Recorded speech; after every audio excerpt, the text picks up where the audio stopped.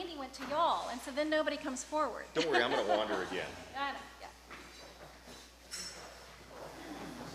Good morning. Thanks for those of you who are here now for leaving spots for people to come later. It's easier for them to see in.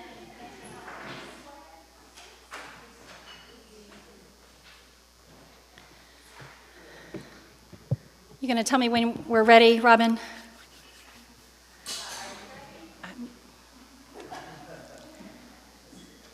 Yes? Good morning. Good morning. My name is Catherine Bush. Welcome to Calvary Episcopal Church here in the Great Hall or joining us online. We're delighted that you are gathering with us this morning as we continue this wonderful, thoughtful series about faith at work. And however you might want to think about that, if it's faith in the workplace or it's faith at work in your life, however you want to play with those prepositions and make that phrase mean something new for you. We are thrilled to welcome friend of many, Andy Nix, to the Great Hall this morning to tell us a little bit about his own journey and the integration of his faith life with his work life, and also specifically the story of My City Rides, which is why there is a giant scooter in the Great Hall, which is so cool. And if you want to see pictures of Scott on it, let us know, because we've got those. You will not have a picture of me on it. Yeah, not going to happen. I'm not getting on it. Andy is the lead flyer. I think that's your official title, right? Lead flyer at My City Rides. He's also a member of our friend parish, Grace St. Luke's, husband of Nikki and father of two twins who I've followed in their footsteps trying to raise my own. So it's great to have him with us to tell us a little bit of the story of his corner of the kingdom, right? So we're all trying to figure out, I'm not in charge of the kingdom, and that's a really good thing. That's actually the best news possible. But we all have little areas where we can exert influence and bring change and bring hope to folks. So we're going to hear his story today. So welcome, Andy. Glad to have you with us. Thank you. Thank you, Catherine. Thank you. And good morning, everybody. This is great. It's like old home week. I know so many of you. It feels so welcome, and I'm delighted to be here to tell you a little bit about all of the things that Catherine had said. And Catherine's going to be my remote control because the remote's being a little flaky. And a few weeks ago, Catherine called me and asked me if I would come and speak with you guys, you folks, this morning. And I said, well, I'd love to do that. What am I going to talk about at Sunday school? And she said, well, basically, we want to hear your story and how you got here, or who you are and how you got here. I'm Andy Nix, and this is how I got here, literally. Next one. So I was hoping that you guys were going to laugh about that because, one, it sort of gets things rolling, and I really like to laugh. It's really important to me. And this quote up top there by Reinhold Niebuhr was actually at our last week's Sunday school at Grace St. Luke's. And it's basically, laughter is the beginning of prayer, humor the prelude to faith. And that just really resonated with me. And then further, I would submit to that play is the beginning of learning, and that fun is the prelude to solutions. All right? And as such, if something is playful and fun, that does not make it mutually exclusive from being an aspect, a tool, or something that can be incredibly effective at solving big problems. Just because it's fun doesn't mean that it's frivolous, right? And looking for that in solutions is a great way to find some success. And I think that hopefully we're gonna visit that, and we'll have some fun while we're talking. And I say while we're talking because I have some remarks that I'm gonna say, but I really like it when folks are asking questions and we get a back and forth, because I feel like everybody gets more out of that. But before we do that, next slide, please. Let's talk about me, okay? And this is the section that I have notes on, just to make sure we cover the relevant bases, right? What does that say? But basically, I am, as I said, Andy Nix. I am, while not a lifelong Memphian, I came to Memphis in 1987 to start Rhodes and never really broke orbit. So I've been here more than 30 years. I met my wife at Rhodes. We've got two 19-year-old twins that we have raised here. We're all members of Grace St. Luke's. I moved both of my parents here. We are Memphians.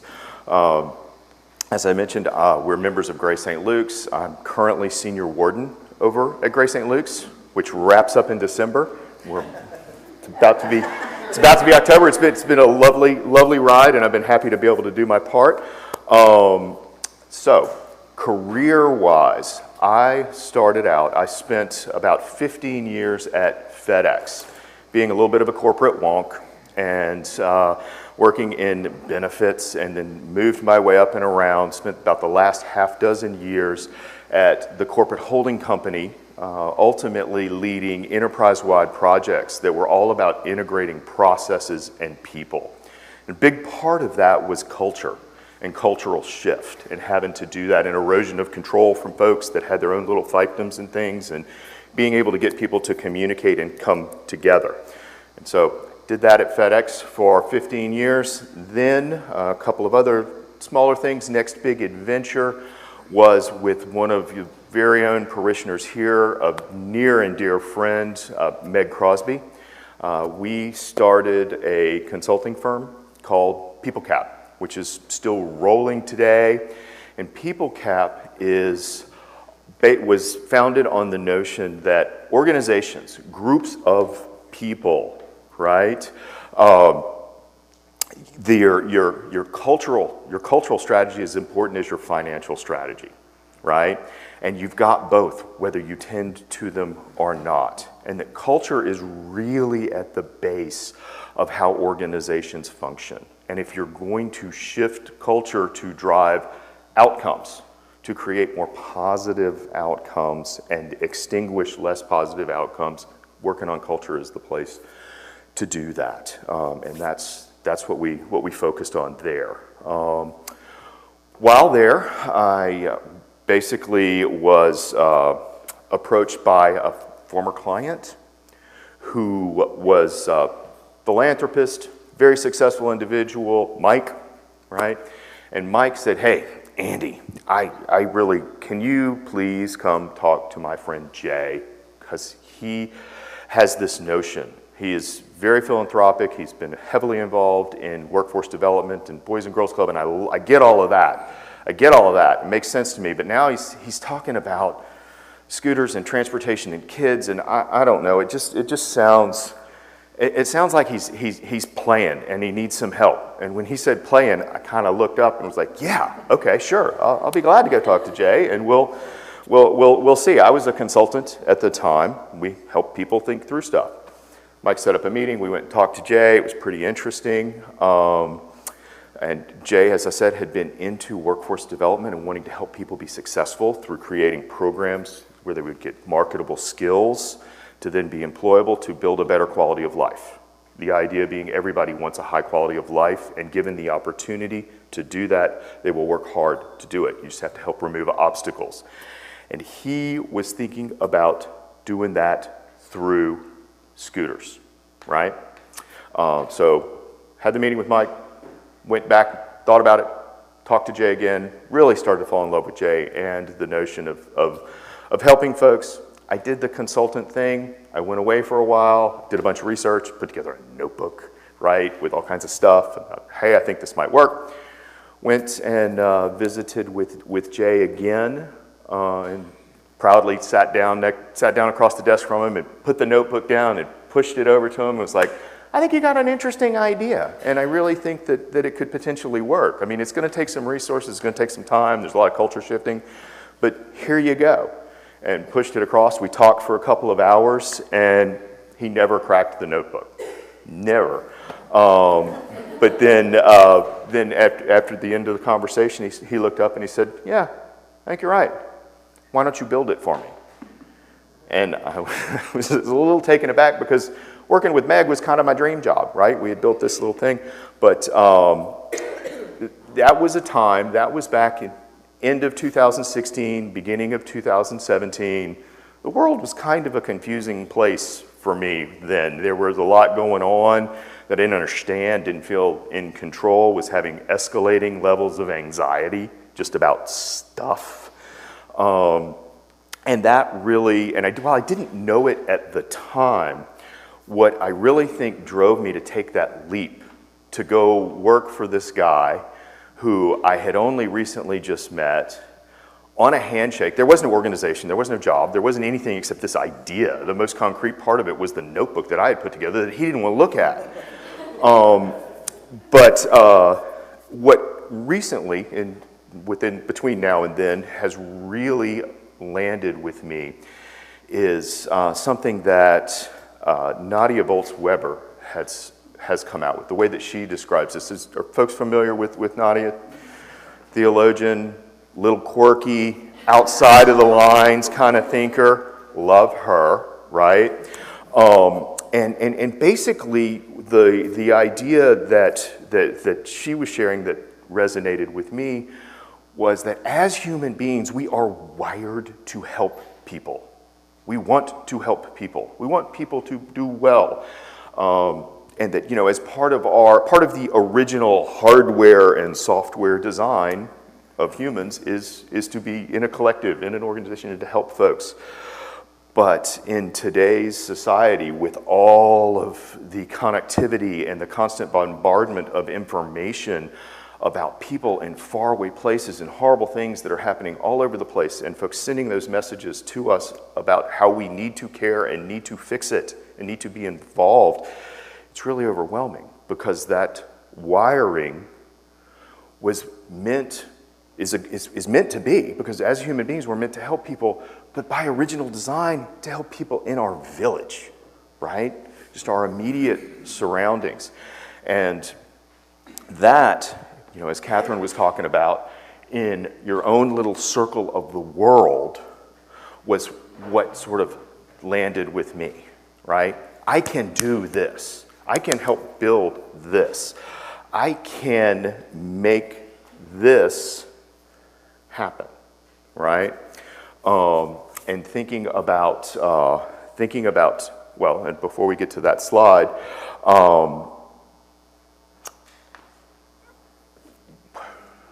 I think that it is fair to say that recent tragic events in our community demonstrate that we're getting some outcomes that we really, really don't want, and that we need to make some changes.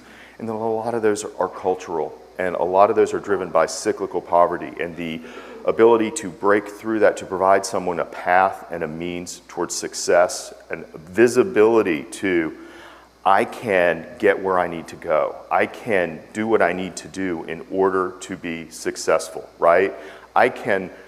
We can find ways to overcome opportunity inequity, right?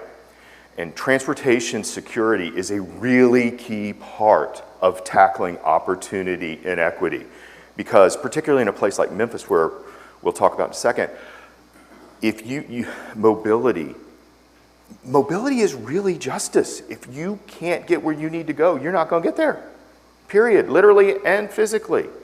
So helping people do that is what it's all about, right? And that's what I think, and the smart folks at Harvard have recognized that transportation or mobility is the greatest single indicator of social mobility. And not social mobility like, oh, we've got 2 parties on Saturday night, how are we going to make it to each one of them?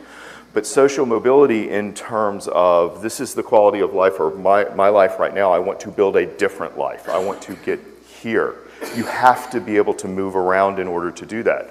You have to be able to move around to get healthy food, to get health care, to get education, to get to work, right?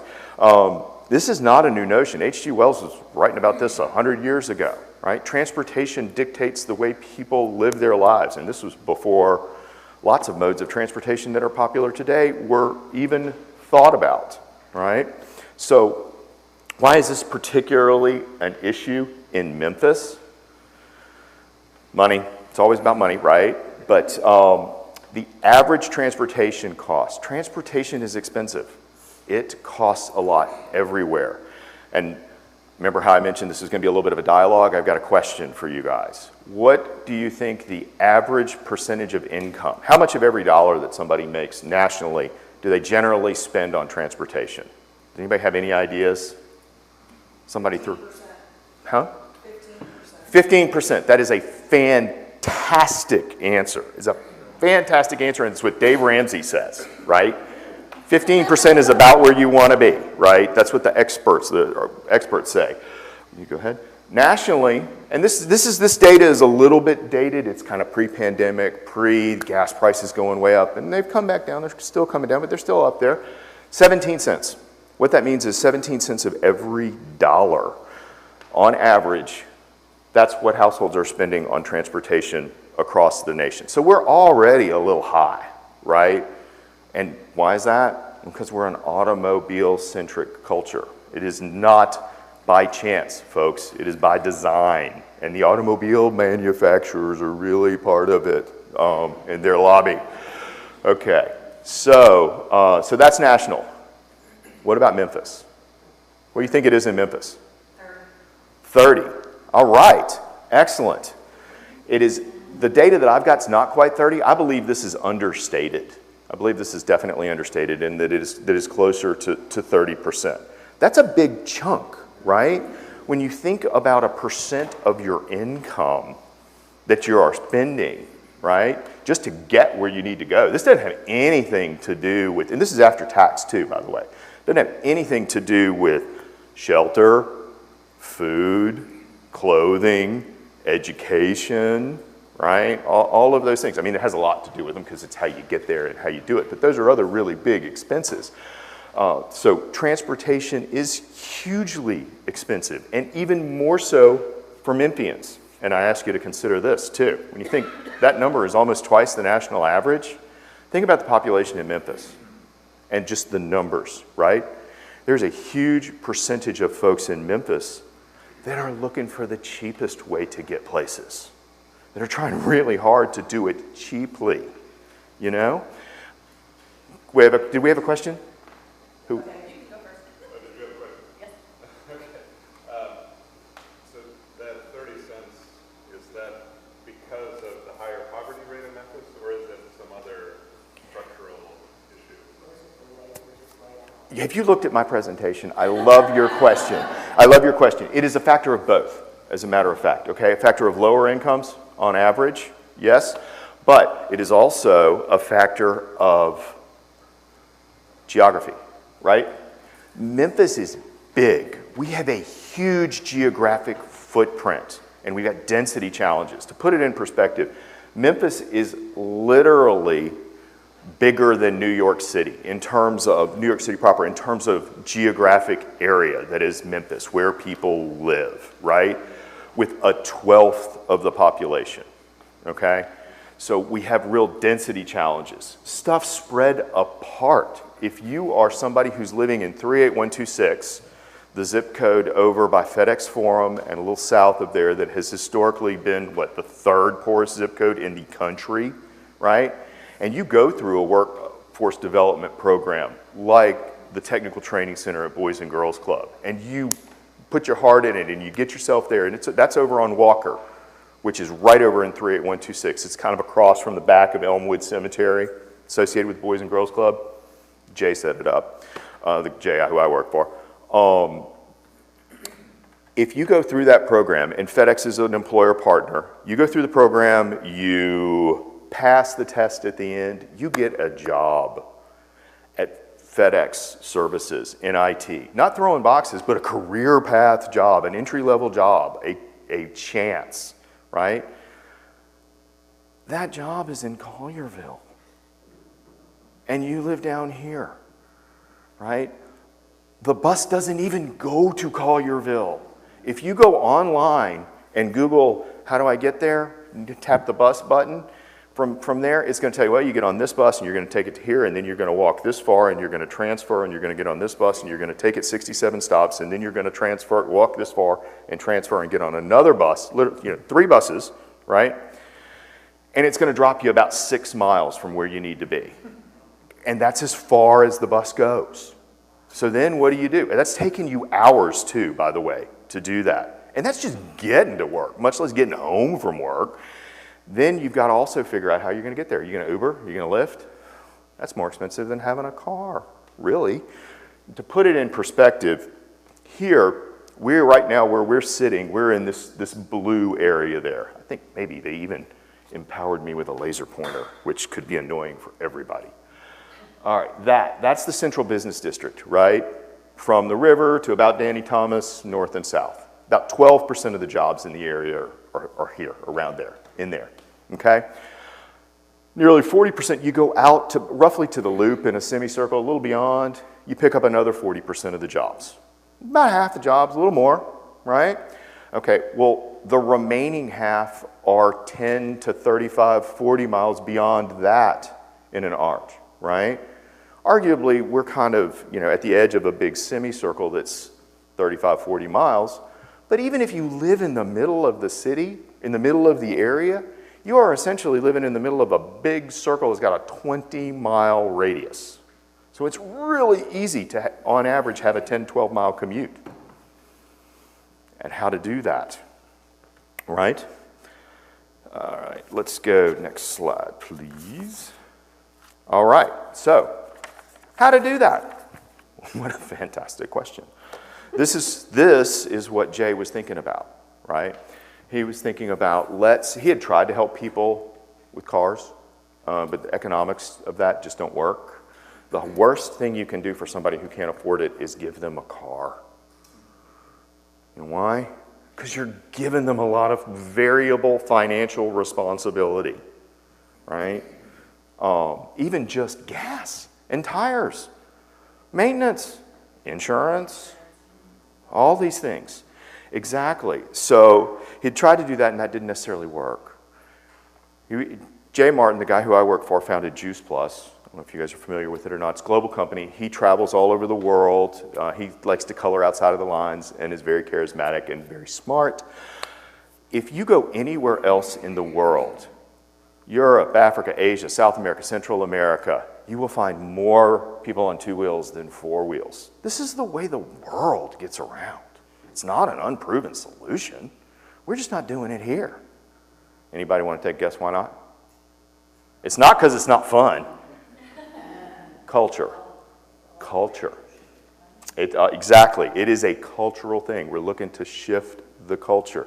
So what Jay's notion was well, let's pull together what people need in order to be successful and support them and make this possible through that. And so what he tasked me with doing was figuring that out.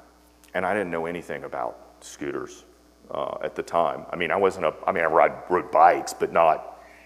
I'd ridden one in Bermuda as a 16-year-old on vacation. So I had to figure out what's the front end, what's the back end, what is it, what do you need in order to operate one, all of that, and that took a while. But then also put together what will help someone be successful.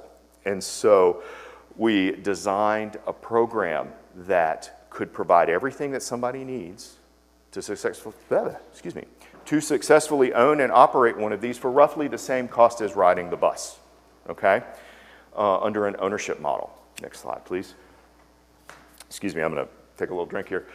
The key points of this program are that we train, equip, and support somebody through a 36-month purchase of a vehicle like this. They're buying it. They're not renting it. It is their ride. And what does that mean? That means that there's an ownership mentality and that they are taking care of it. And it's a nice thing. And we made that strategic decision at the beginning. We're going to use nice bikes, and we're going to make them available to everybody. People who normally this would not be within their grasp. It is a nice thing because we wanted to foster ownership mentality. All right? And what does it address? What problem does it really address? Metro transit. That is a term that my team has sort of brought to life because as a group, we're really good at macro transit, right? That's automobiles, being able to travel from city to city, long distances, those kinds of things. And we're getting much, much, much better at micro transit, which is first mile, last mile stuff. Like the Birds and the Limes and Explore Bike Share and those things. And they're the Ojos and the new ones that you sort of sit on that are sprinkled around that you see people riding.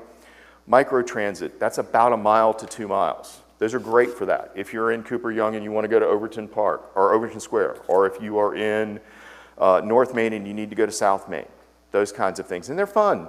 And I think we've already established I like fun. I think fun's good. But what they're not good at is getting to work on a Tuesday morning if you've got a 10 or 12 mile commute, right?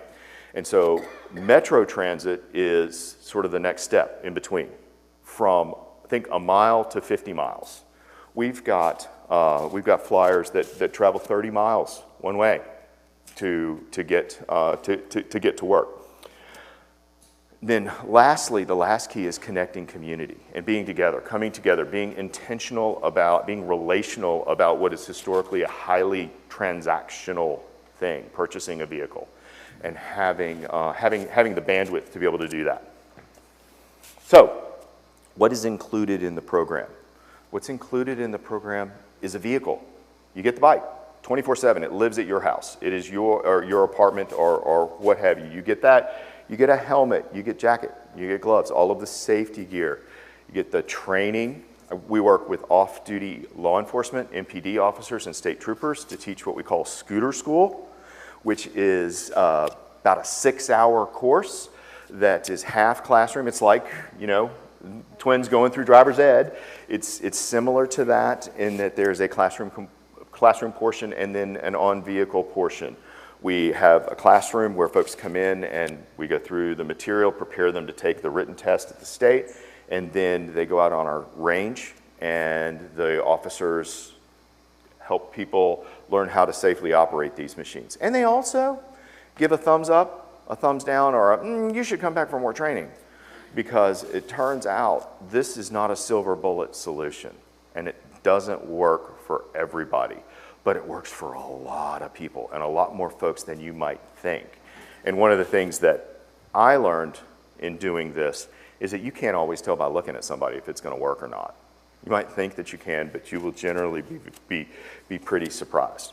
So those are the things. Oh, also, before we go to the next one, I forgot, we also include basic insurance, liability insurance for 3 years. And maintenance, preventative maintenance for 3 years, which is great because that means people are coming back to us so we can lay hands on the scooter to make sure it's in good operating order. And my flyer coordinators, who are former flyers are what we call people in the program, because it's kind of like flying when you're riding one of these, fun, get to visit with folks. And we've created a comfortable space where people come in while their bike's getting worked on and can visit with our folks.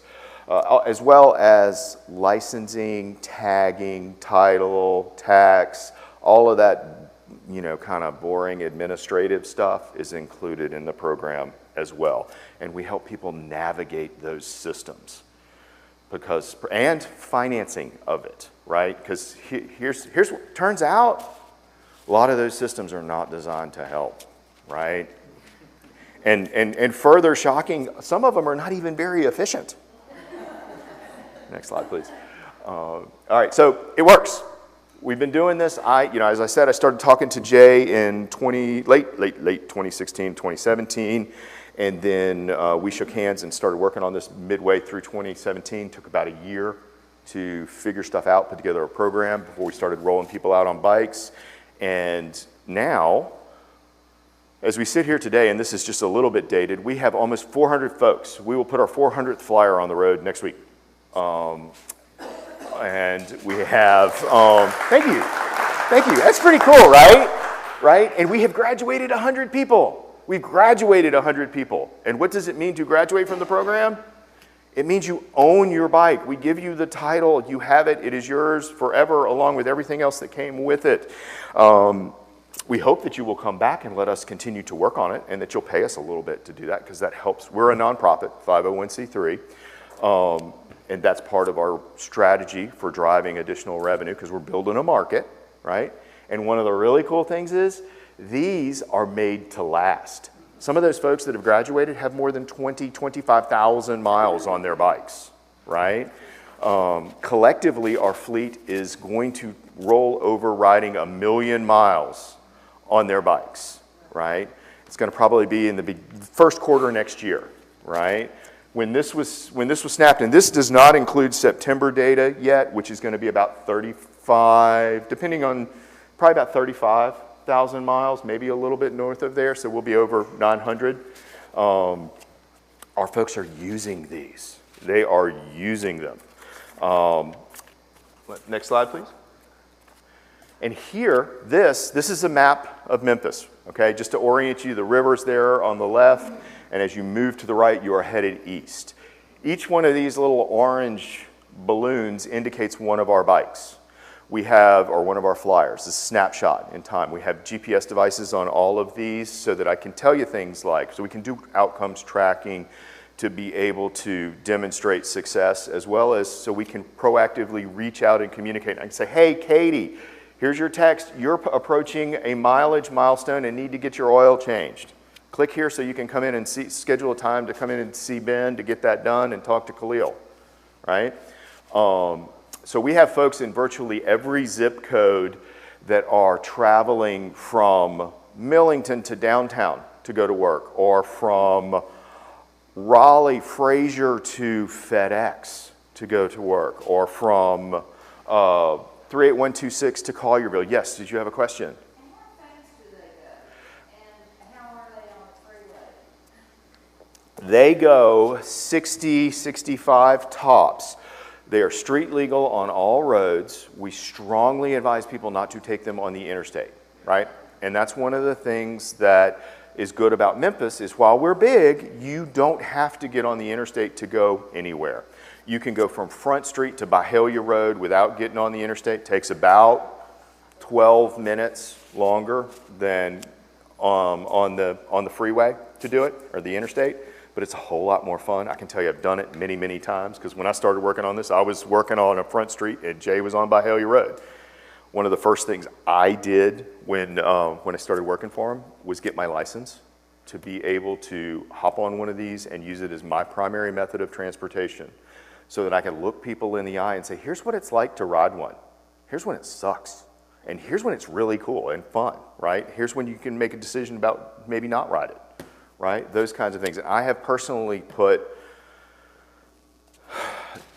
thousands and thousands and thousands and thousands of miles on two wheels over the last 5 years here in town. I'm an enthusiast. I ride every day that I can. This can be a gateway vehicle to other two-wheel vehicles, which our garage might indicate. But yes, question? What's their gas mileage? The gas mileage is, anybody want to take a guess what it might be? I think it's like, is it like 50 or something? 89. 89, and that's a real number, okay? I mean, we have demonstrated that over and over again. Anybody want to guess how much it costs to fill this bad boy up? Less than $6, right? Yes, and you could fill this up and get to Little Rock on it, right? Now, we wouldn't advise that you do that because of the interstate and all that, but point there is you can fill this up for less than $6, and if you have a 10-mile commute to work, you can fill it up on Sunday night, go to and from work all week long, and to the grocery store, and run some errands, maybe even go to a kid's ball game, or be home to help with homework, or those kinds of quality of life stuff that if you're stuck riding the bus, you don't necessarily have the time to do. You can do all that on one tank of gas. Did you have a question? Andy, this is amazing to see. We were at Racing Books back in 2017 when you first started talking about this over coffee. Mm-hmm. Very sheltered. And to see it come along and all of the stuff you've shown us. I spent a lot of time on the Cleveland corridor, driving by over the years, watching this all come together. It's really amazing. You've given Jay lots of credit, but it's been your heart and your passion. You talk about this with as much excitement now as you did back then. And I love seeing all this. I also spent a lot of time on the summer corridor. Uh-huh. Watching what you've done out there from Right. has been remarkable. But there's one thing I've got to see before we run out of time. Uh-huh. I got to see Charles ship on that. Oh my gosh, we are. Oh my goodness. Yes, Charles, come. And wow, you said time and I lost time. I will talk about scooters all day long. I apologize. And you're very kind. Thank you. And we will have people come sit on these. Questions? Can we go to the next slide, please? So that you guys can be looking at this. Yes? Is it a single rider or 50 or They're designed for 2 riders. These will carry up to about 500 pounds. They've got these foot pegs here. The law is, and the law in Tennessee is your passenger has to be seated flat with their feet flat on those, on the pedestals for it to be legal. And they have to wear a helmet. So it's a size, not an age thing. Yes, as a matter of fact, I'm going to show you a picture of Jamaz, our Skinny, who is a flyer that actually is now on my team, who does that every day. What we have here, just to give you a quick snapshot, of those 400 people, I'm speeding up because thank you, I appreciate that. Who are we helping? We look like Memphis. Those 400 folks, from a demographic perspective, we mirror Memphis. From an age perspective, we actually skew a little older than you would think, right? Who would you think would jump on these things in Memphis? Young single millennials, right? That's what I thought too. Yeah, it's like us. And another thing that's really cool there is that the majority of our people are not single. They come from households with multiple people in them, which means the program is impacting the lives of not just one person, but multiple people, right? Which is fantastic. Next slide, please. From a socioeconomic perspective, we have what we call need-based riders and choice-based riders. The demarcation there is really a living wage or a low to moderate income. Living wage is $15 an hour for a single individual. See, I'm supposed to be done. All right. And excuse me, we're about 65% need-based ridership, 35% choice-based ridership. If you're looking at that demarcation, that's living wage, right? Which is actually a pretty healthy balance from like a risk pooling perspective. And we did that intentionally because we wanted the program to be open to people, because we wanted to scale it fairly quickly. This is a new concept, by the way. Nobody's doing anything like this anywhere else. This is a Memphis-based idea. And most importantly, we wanted this to take hold and make a cultural shift, right? We wanted people to see lots of different kinds of folks riding these, because we really wanted to guard against a stereotype evolving that scooters are a great vehicle for poor people.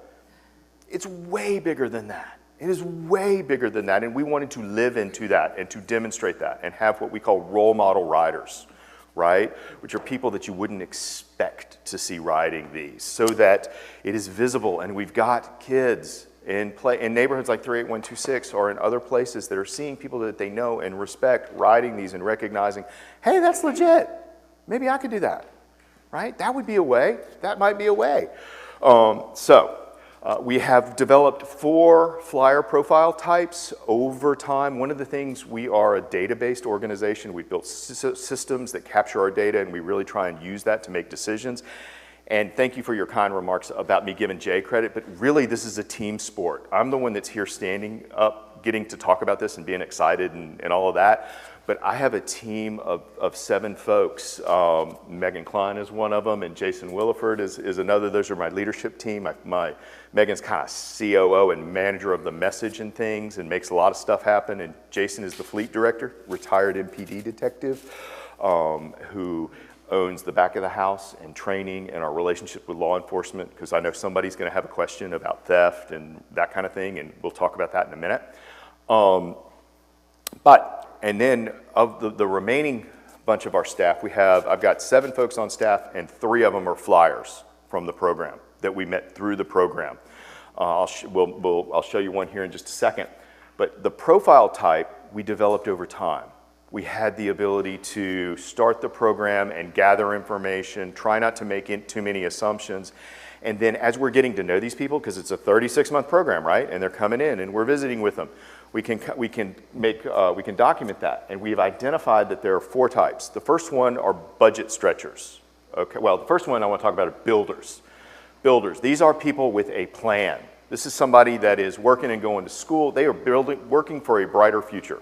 And the program helps them do that, okay? They are working 2 jobs. They're working a job in a management program. They're working and going to school, those kinds of things.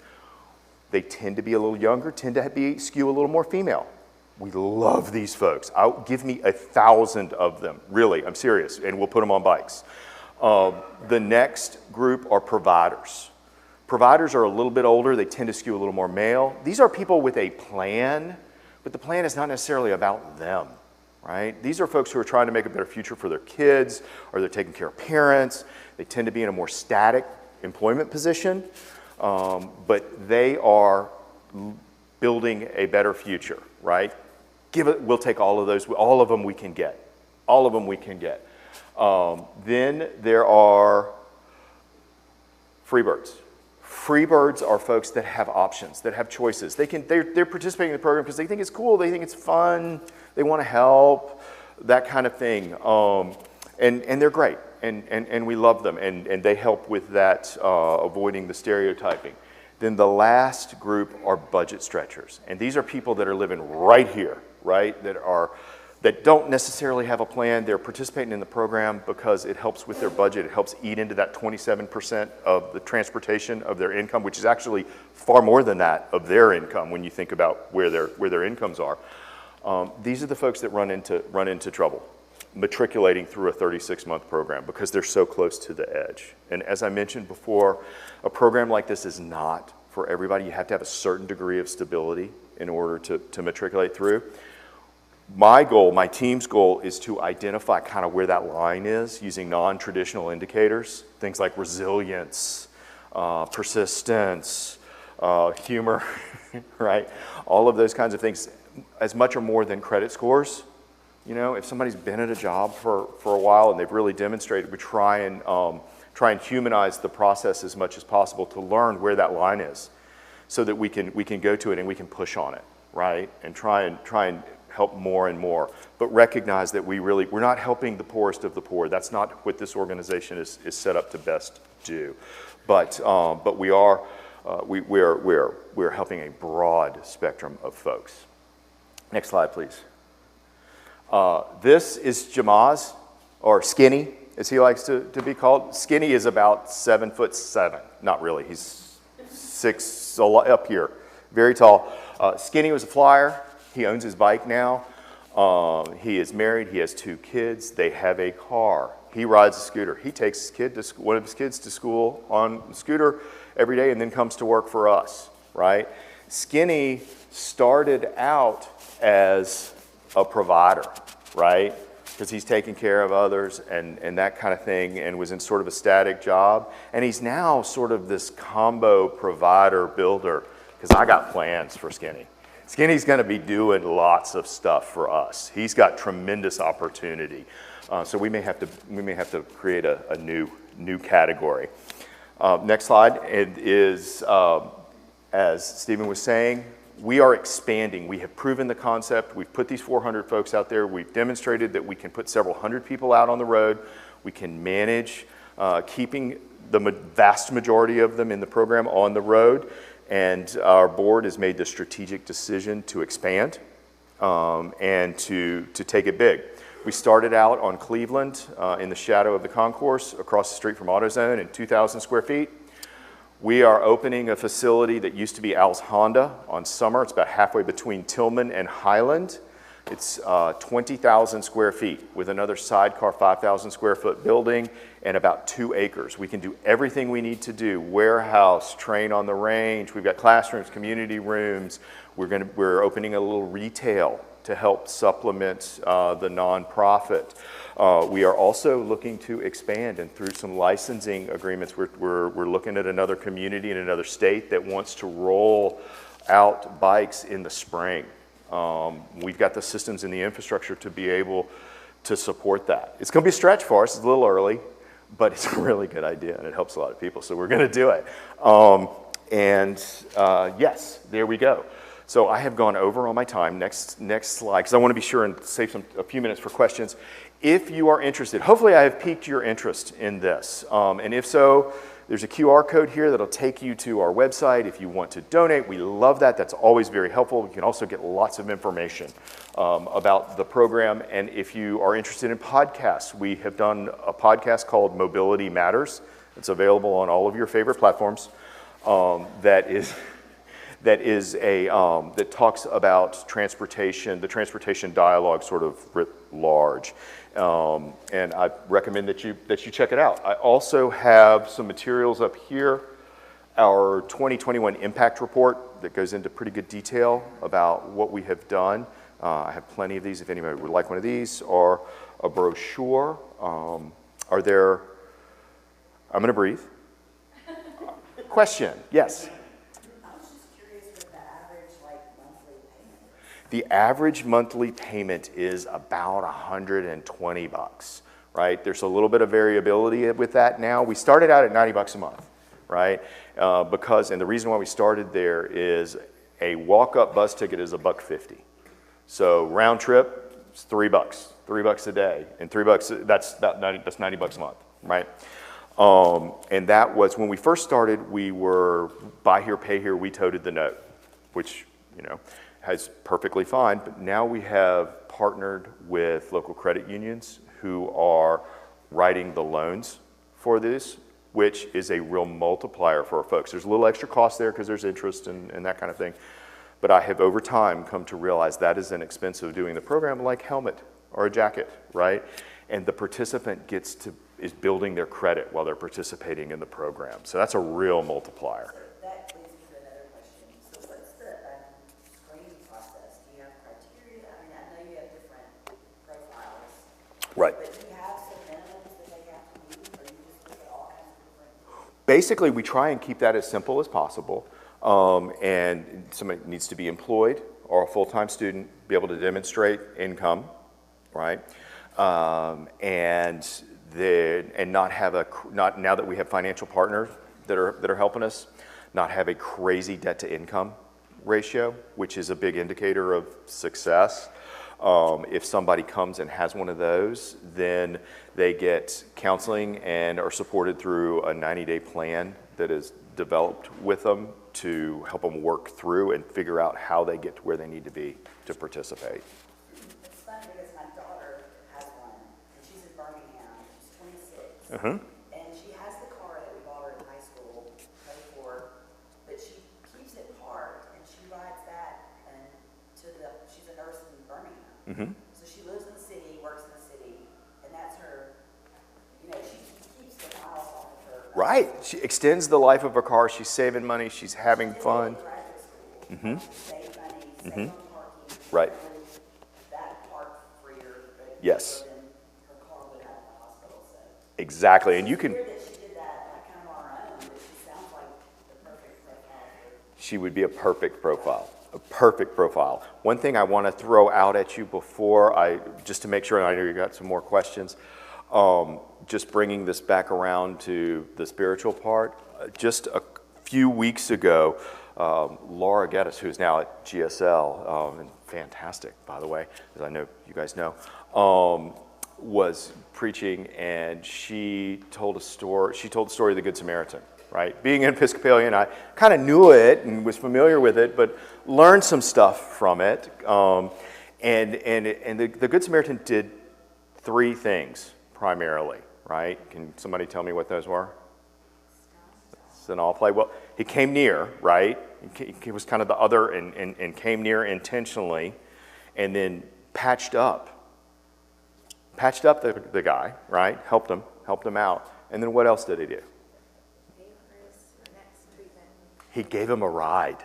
He put him on his burro and gave him a ride, which was really kind of cool and just sort of brought things all together and resonated. I wanted to be sure and share that. Yes, Molly. Now that you've partnered with the credit unions to underwrite these loans, typically you have to belong to the credit union. So are Right. they opening deposit accounts for these people as well to take their direct debit? Right. We have, yes, they are. That's amazing, because if they don't have a mainstream financial relationship, they're getting a twofer here because they're building credit and they have a mainstream financial relationship, which Right. opens up, Worlds to them. it opens up a mainstream financial world to them. Yes, and if we could talk them into rounding up, instead of a $123 payment, do $130 or $140, if they can do it, and not everybody can, and that goes in the savings account. And then when they graduate from the program, they have a little bit of money too. Yes?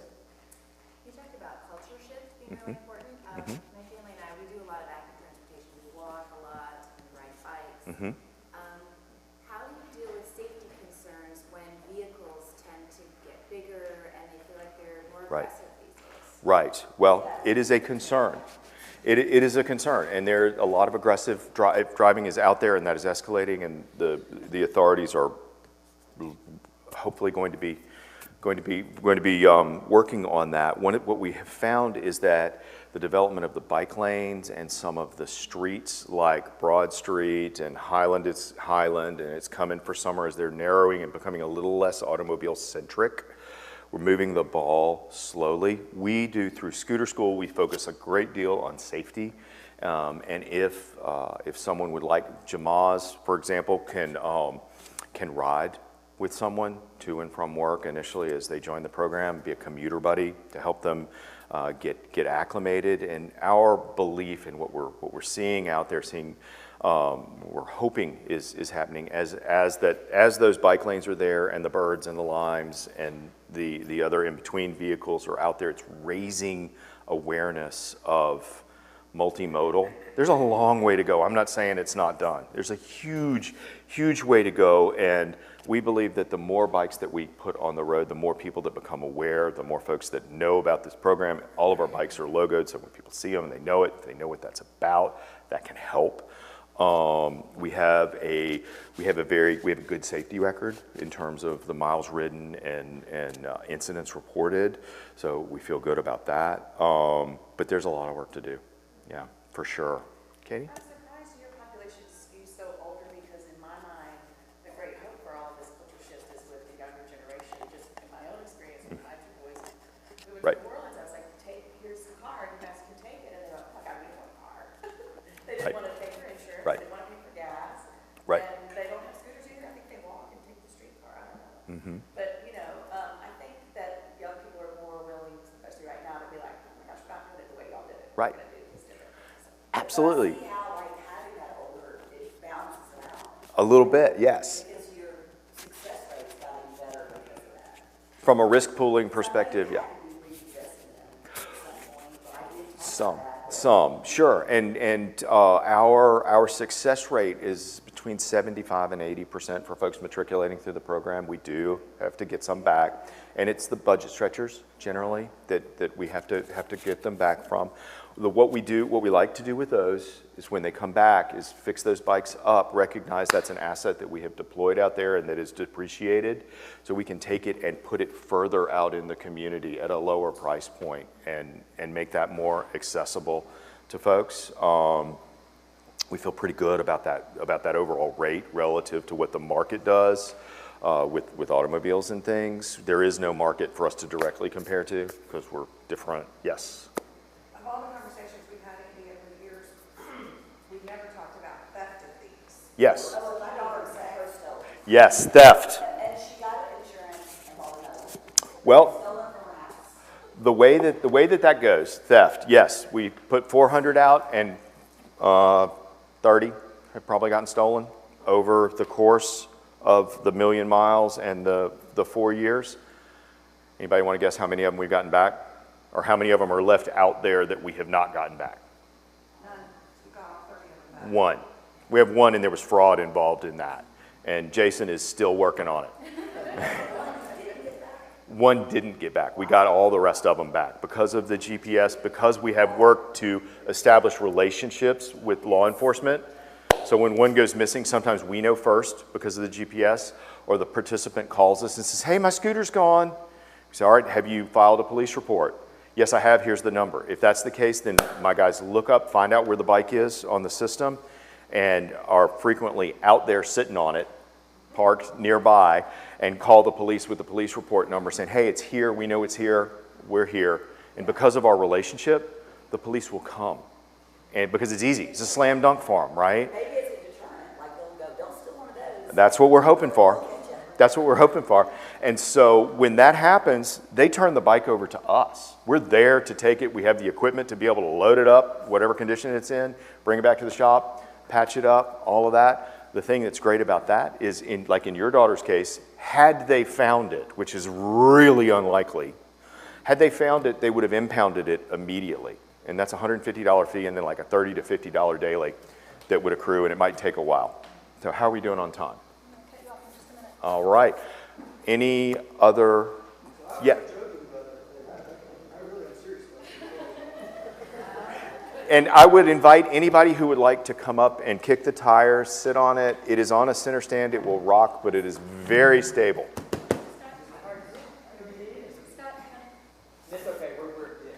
Well, I love what you're doing with, so we built a world for cars, but untold, and you're able to use that infrastructure guerrilla style. Right. And we also know that it's harder for people if you grow up in the bottom quintile, you don't get out like you used to. I think those are related. So I love that you're crossing that. I just wonder, do you also think about how could this culture nudge or play a part in moving us in a bigger picture away from putting all of this resources toward, we haven't even gotten to the ecological, you're starting Right. the justice side. Oh, exactly. We're burning up the atmosphere as we Right. do it. Exactly. Do you guys ever say, I wonder what the pieces are that would begin to, I know that's Yes. a big. No, it is a big problem, big questions. And that goes back to our podcast, Mobility Matters. That's where we're starting to dip our toe in the waters of talking about that bigger, more macro dialogue about how do we move people around and how do we do that efficiently, effectively, safely, environmentally soundly, all of these things. And frankly, there are lots of little conversations going on around town. We're trying to, now that we have this space and community room and that kind of thing, trying to pull together and be a serious part of that dialogue. And to answer an unasked question, this is a combustion engine, it's a gas engine. We are going electric, we're piloting electrics right now. Everything's going electric. It's just it's too expensive. The price point doesn't work and the range and speed doesn't work yet. We're gonna get there, it's gonna get there, and we're gonna be ready. We're also partnering with University of Memphis to put a lot of students on these bikes, and even smaller bikes that have less licensing requirement, which are more accessible to international students, that kind of thing. Lots of stuff. So, thank you all very much for your attention. I want to thank Andy for telling us the story of My City Rides, and even more than that, telling us a story about being overwhelmed by what we see and figuring out a way to contribute in your small way and our small ways and take that next small step. And I'm so grateful for that encouraging message. Thank you. Thanks for being here. Thank you for having us. Thank you all. Did that work? That's great.